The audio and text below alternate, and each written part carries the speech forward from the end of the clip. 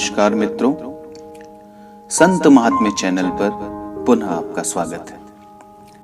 नवनाथ भक्ति सार के 24 अध्याय चैनल पर उपलब्ध हैं। यदि आपने अभी तक उन अध्यायों को नहीं देखा है तो डिस्क्रिप्शन बॉक्स में दिए गए प्लेलिस्ट की लिंक की सहायता से आप पूर्व के सभी अध्यायों को देख सकते हैं। नवनाथ भक्ति सार के अध्याय 24 में हमने देखा कि नव नारायण में से एक द्रुमिल नारायण कौलिक ऋषि के भर्तरी नामक पात्र से जन्म लेते हैं, जिस कारण उनका नाम भर्तरीनाथ पड़ जाता है। उनका प्रारंभिक लालन पोषण वन में एक हरिणी के द्वारा होता है। कुछ समय पश्चात जयसिंह नामक व्यक्ति बालक भर्तरी को वन से अपने साथ गांव ले जाता है तथा निसंतान होने के कारण अपनी पत्नी रेणुका के साथ वे पुत्र के रूप में भर्तरी का लालन पोषण करते हैं। कुछ समय पश्चात काशी विश्वनाथ के मंदिर से उन्हें यह ज्ञान होता है कि यह बालक अवश्य ही कोई महान संत है। समय बीतने पर भर्तरी युवा हो जाता है एवं उसके विवाह की मंशा से जयसिंह परिवार वधू की खोज में अपने गांव की ओर प्रस्थान करता है, किंतु मार्ग में डाकुओं द्वारा उन्हें लूटकर जय सिंह की हत्या कर दी जाती है। पति के शोक में रेणुका भी वहीं प्राण त्याग देती है। भर्तरी उनकी चिताओं को अग्नि देकर अत्यंत शोकाकुल अवस्था में वहीं बैठ जाता है। कुछ समय पश्चात व्यापारियों का एक समूह वहां से गुजरता है एवं भर्तरी की अवस्था देखकर समझा बुझाकर वे उसे अपने साथ अवंती ले जाते हैं। तो मित्रों, यहां तक हमने देखा था नवनाथ भक्ति सार के अध्याय 24 में। तो चलिए प्रारंभ करते हैं नवनाथ भक्ति सार का अध्याय 25। भर्तरी को लेकर वे व्यापारी अवंती नगरी की सीमा पर पहुंचे एवं सूर्यास्त होने के कारण नगर से बाहर एक धर्मशाला में उन्होंने विश्राम किया। रात्रि में जब सभी लोग अलाव जलाकर एक स्थान पर बैठे थे, तभी उन्हें सियारों के चिल्लाने की ध्वनि सुनाई दी। प्राणियों की भाषा का ज्ञान होने के कारण भर्तरी सियारों के कोलाहल में छुपे आने वाले संकट को समझ गया एवं स्वयं पर उपकार करने वाले व्यापारियों की सहायता हेतु कृतज्ञता पूर्वक उन्हें सावधान करते हुए बोला, सियारों का ये स्वर हम पर चोरों द्वारा होने वाले आक्रमण की ओर इंगित करता है, अतः कृपया सभी लोग सावधान रहें। सभी व्यापारियों ने भर्तरी की बात मानकर अपनी मूल्यवान वस्तुओं को छुपा दिया एवं सशस्त्र होकर चोरों से मुकाबला करने हेतु तैयार होकर वे सभी पहरा देने लगे। शीघ्र ही हथियारबंद चोरों ने उन पर आक्रमण कर दिया, किंतु पहले से तैयार बैठे सभी व्यापारियों ने उन चोरों को मार भगाया। खतरा टलने पर सभी ने भर्तरी की भूरी भूरी प्रशंसा की। तत्पश्चात सभी व्यापारी जागकर पहरा देने लगे। अर्धरात्रि के समय एक बार पुनः सियारों के चिल्लाने का स्वर आने लगा। कौतूहलवश सभी ने भर्तरी से इसका कारण पूछा। तब भर्तरी ने बताया, महादेव का आशीर्वाद प्राप्त कर एक राक्षस उत्तर दिशा से दक्षिण की ओर गमन कर रहा है। उसके पास 4 जादुई रत्न हैं। जो भी व्यक्ति उस राक्षस का वध कर उसके रक्त से स्वयं के कपाल एवं नगर के द्वार पर तिलक करेगा, वह अवंती का राजा बनेगा। संयोग से विक्रम नामक एक युवक वहां पर ठहरा हुआ था। भर्तरी की बात सुनकर वह घने जंगल में उस राक्षस का वध करने हेतु निकल पड़ा। उस राक्षस की पूर्व कथा इस प्रकार है। एक बार शिव एवं माता पार्वती द्युत खेल रहे थे। उसी समय चित्रमा नामक गंधर्व वहां पर उपस्थित थे। कुछ समय पश्चात द्युत में दांव पर क्या क्या लगाया गया, इस बात को लेकर महादेव पार्वती में विवाद हो गया। उन्होंने वहां उपस्थित गंधर्व को विवाद का निष्पक्ष निर्णय करने का आदेश दिया। तब महादेव को प्रसन्न करने हेतु चाटुकारिता पूर्वक उन्होंने शिव के पक्ष में निर्णय दिया।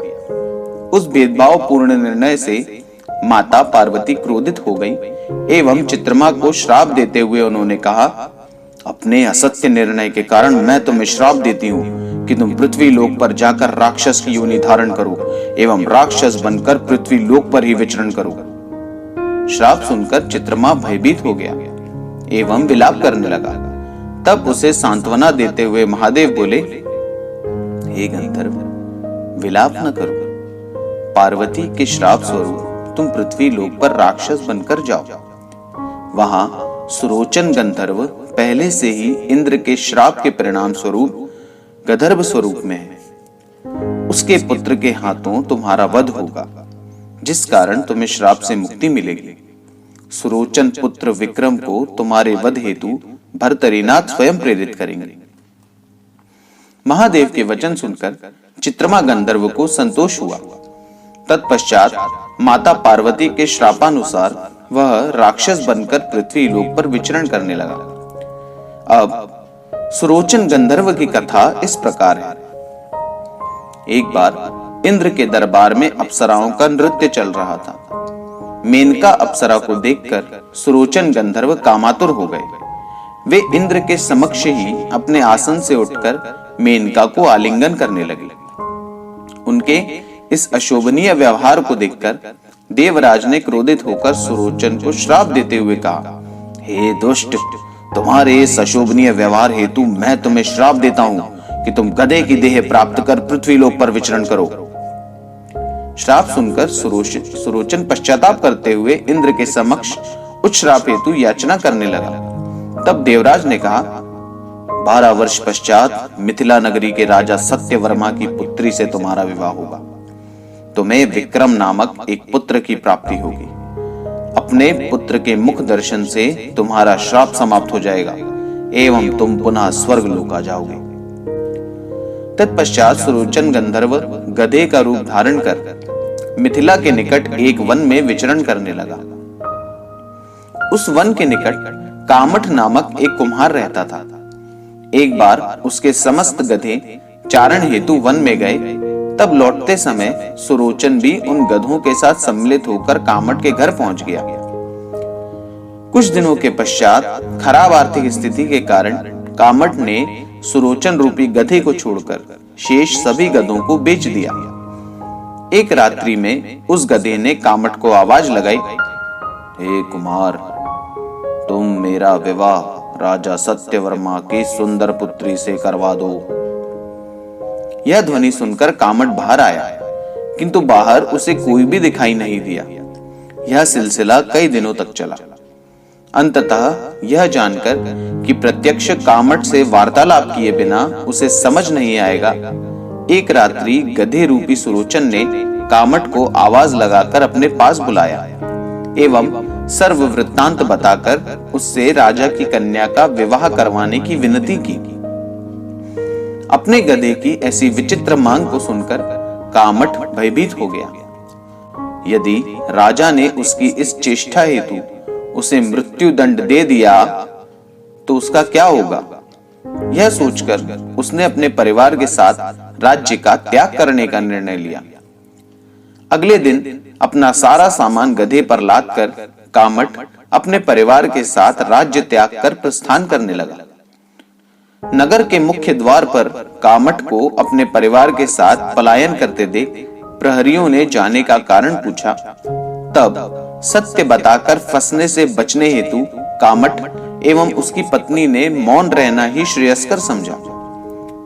उन्हें मौन देखकर प्रहरियों का संदेह और भी प्रबल हो गया।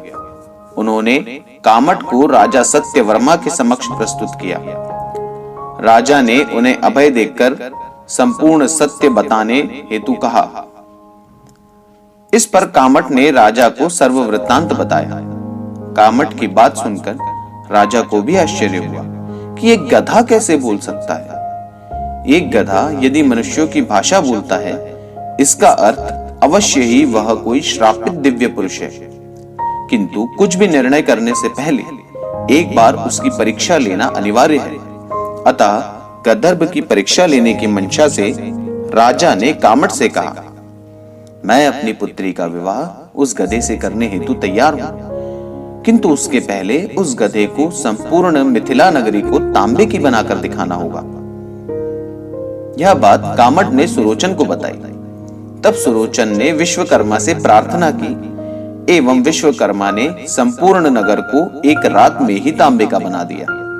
दूसरे दिन जब राजा ने यह चमत्कार देखा तब उसके आश्चर्य की कोई सीमा न रही। राजा सुरोचन के सामर्थ्य से परिचित हो गया एवं वचन स्वरूप अपनी पुत्री का विवाह लोकलाज के भय से गुप्त रीति से करने तथा कामट एवं उसके परिवार को दूसरे देश में बसाने का निश्चय किया। तत्पश्चात राजा ने अपनी पुत्री को इस विवाह हेतु तैयार कर लिया। रात्रि के समय राजा अपनी पुत्री सत्यवती को लेकर कामट के घर गया एवं गधे रूपी सुरोचन से विनती की कि वे उसकी पुत्री का ध्यान रखें। तब सुरोचन ने राजा को अपना संपूर्ण वृत्तांत बताया, जिसे सुनकर राजा को संतोष हुआ। तत्पश्चात कामट परिवार ने अवंती की ओर प्रस्थान किया। मित्रों, नवनाथ भक्तिसार का 25वां अध्याय यहीं पर समाप्त होता है। यदि आप लोगों ने अभी तक हमारे इस चैनल को सब्सक्राइब नहीं किया है तो कृपया कर हमारे इस चैनल को सब्सक्राइब अवश्य करें।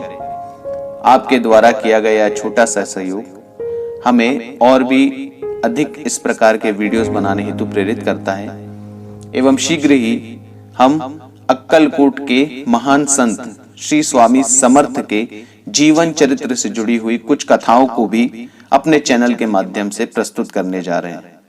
तो आशा करता हूं आपको हमारा वीडियो पसंद आया होगा। कृपया हमारे वीडियोस के नोटिफिकेशन पाने हेतु बेल आइकन को ऑन कर दें और यदि आपको हमारे द्वारा बनाए गए वीडियोस पसंद आ रहे हैं तो लाइक का बटन अवश्य दबा दें। नमस्कार।